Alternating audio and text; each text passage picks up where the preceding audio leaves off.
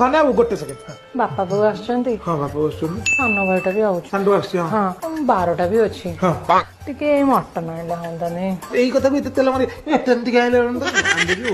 ଶୁଣ ମୁଁ ଗୋଟେ କାମ କରୁଛି, ମୁଁ ଗେଟ୍ ପାଖକୁ ଆସି ଫୋନ୍ କଲି, ସେଇଠୁ ଆସିଲେ ହେଇଯିବ ହେଲା। କଲିଜା ଟିକେ ଆଣିବ। ହଁ କଲେଜ ଟିକେ ଆଣିବ, ଏଇ ଗୋଟେ କଥା।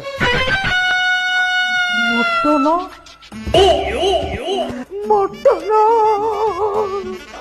ମଟନ ଏ ଜଗୋଡ଼ି କାଇ ଚତର କାଇ ଯୋଉ ଦିନଠୁ ମୋ ଘରକୁ ଆସିଲାଣି ଖାଲି ଖର୍ଚ୍ଚ ଉପରେ ଖର୍ଚ୍ଚ ଯାଉଛି, ଯେତେ ସଞ୍ଚେଇଲେ ବି ରହୁନାହିଁ।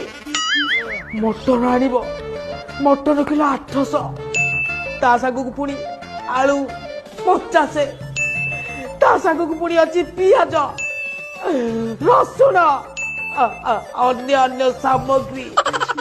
ଆଉ ଗୋଟେ କଥା ଛାଡ଼ିଦେଲି, ତାପରେ ଗାଡିରେ ତେଲ ପଡିବ, କୋଉଠୁ ଆସିବ ଏତେ